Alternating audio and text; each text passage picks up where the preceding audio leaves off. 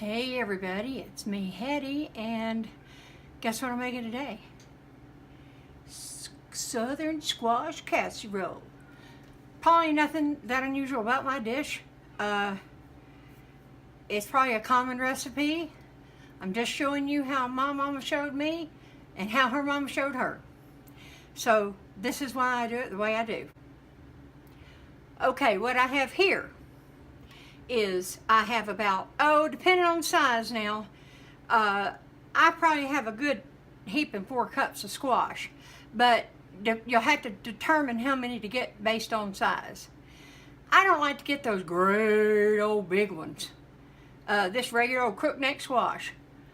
The bigger they are, they've got those seeds, and I like them when they're smaller, but you know, it's January 2019, we're not in the middle of summer where I would have my own to pick.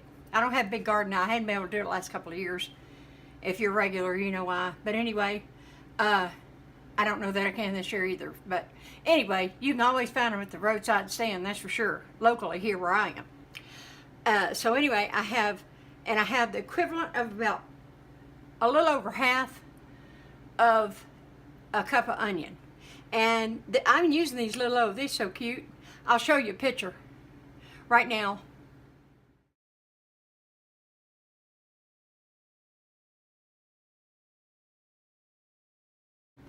Aren't they small and cute? They're called boiler onions, and they come in white, yellow, or purple. And I'm thinking, oh yeah, I always forget about them.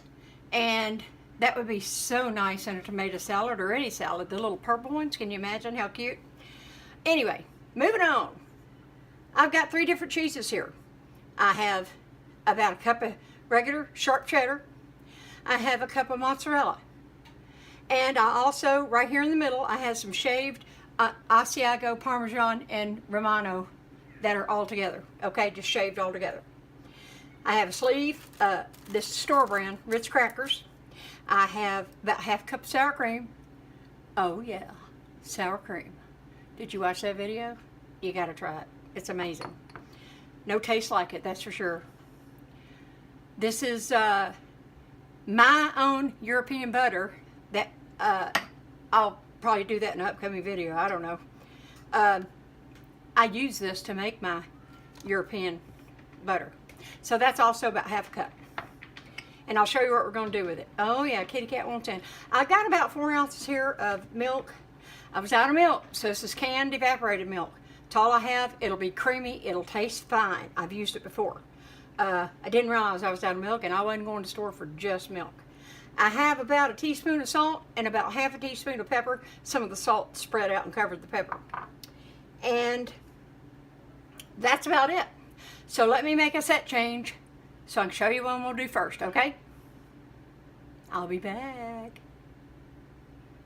All right, I moved some stuff around. Hope that's straight. I'm on camera duty by myself today, and it's harder than you would think to get it all centered. All right, I'm just starting with a regular bowl. What I'm gonna do first, and then I'll set it to the side, is I got my Ritz crackers, and good heavens, the lengths people go to just crush the dang things up. Just do it like this. This is what I do. They crush so easy. Do we really need rolling pins and a waste of a freezer bag? No, that's what I say.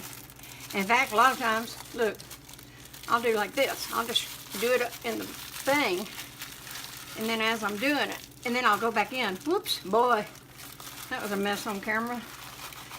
I don't edit crap like that out. Put that to the side. Get that out of the way. Okay. Now, I just go in there and just do it like this. I don't need to be dirtying up, wasting a bag, getting my rolling pin out. Just not worth it. Or some people use a mallet. If you want to, please do. I'm just telling you and showing you how I do it. I notice there's lots of critics out there, but they sure don't have their own channel on there, so cook on camera and then see what happens. All right. Being mean today again. Look, I got this is about a good 3 tablespoons of softened butter.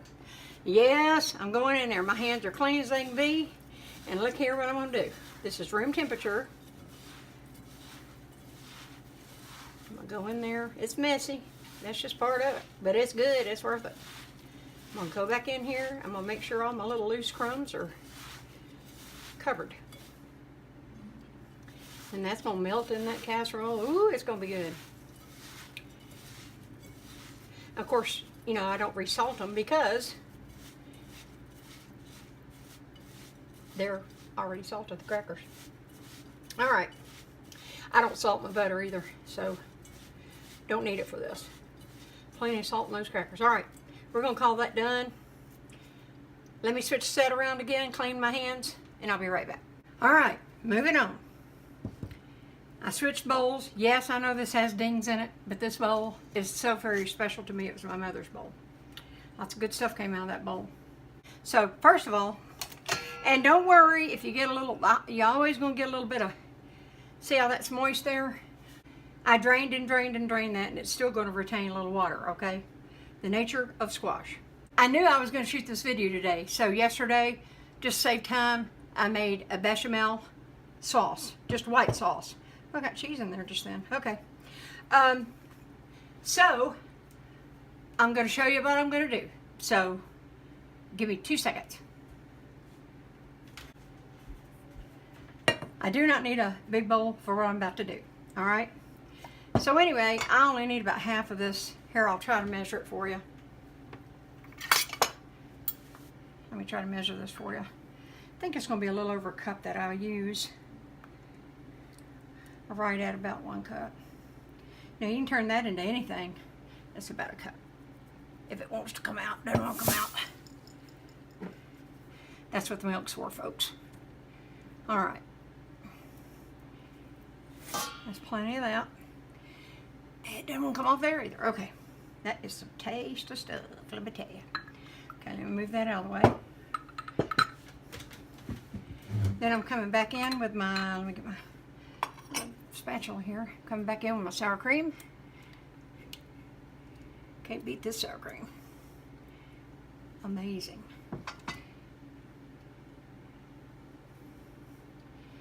I had somebody ask me on my sour cream video if I'm going to go to the store and buy the heavy cream and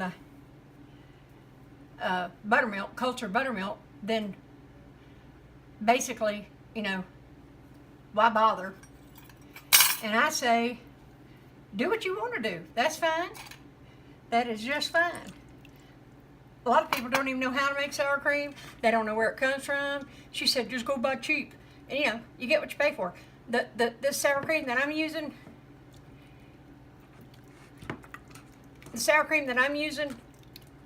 you know, the flavor, you can't buy a store brand like that, okay? I mean, you can't buy store bought is what I meant to say. All right, give me a second. I got to work on this. All right, sorry folks for that. To get the right camera angle, it's kind of more toward the center of my table, and I'm going to be honest with you, I do not have long arms, okay? My husband calls me Hobbit. So, therefore, my children call me Hobbit. Anyway, all right, I just switched that off camera, and, you know, I'm not up to par, so with my getting my energy back up. So, it's just something I'm working on. Anyway, back to this. I'm going to switch this around. I'm coming in, you know, I had that liquid butter. This is some of my European butter too. I'm reserving just a little bit of that. And somewhere I have, yes, I have. Now I'm just going to toss this. All right, give it a little toss for the butter. Then I'm going to come on in. I don't overly salt and pepper stuff. I figure you can do it on your plate. I put enough to enhance flavor, but then if you like extra pepper, you're welcome to put it on. Now a lot of people mash these. Well, you're welcome to do so. I don't need to. All right, so next I come in with the sauce. I love this old spoon. My mother got this when she was first married. 1953. Looking for my little spatula there. There it is. I don't want to leave any of that. I want it all. All right. I'm leaving some of it. I'm not going to just sit here and bore you. All right, let me move that. And I'm going to fold this in.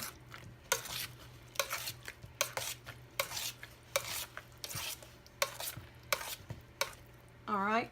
Now you might think that looks a little loose, but remember, we hadn't even put our cheese in yet. We have now. Get that cheddar in there. And we're going to fold all this cheese of goodness in there.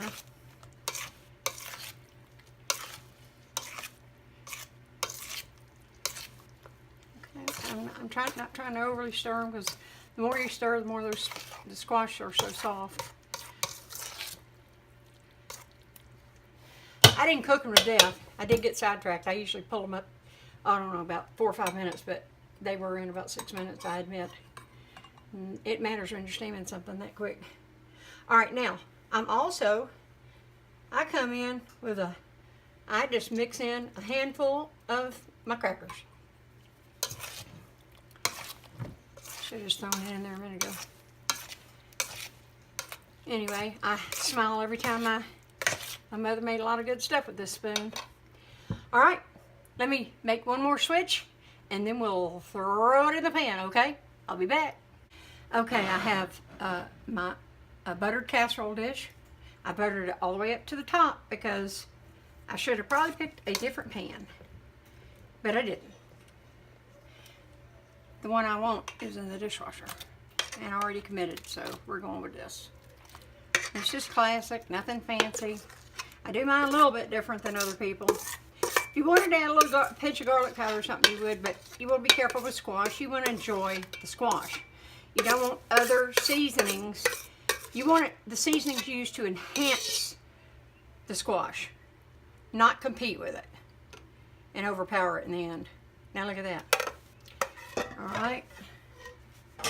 Move that on the side. And got some on my finger. So now we're coming back in. You see, just quickly, it looked like it was going to be a big buttery mess, but they've already kind of split up. And I don't top it real heavy on top. I'll use it all, but I'm going to sprinkle. I'm not going to just plop it down like I've seen people do. That's how my mama did it. She sprinkled. We didn't go extra heavy. Some people use 2 sleeves. And back in the day, my grandmother would use saltines. But I'm thinking somewhere along the line, she said before I was born, she switched to Ritz. And so Mama did too, of course. It was her mother. So she was a really good cook. And I'm talking about my mama and my grandmother. My daddy too. I'm very blessed. My grandma, his mother, my great aunt, Lou, great cook. I just was blessed. That's it, folks.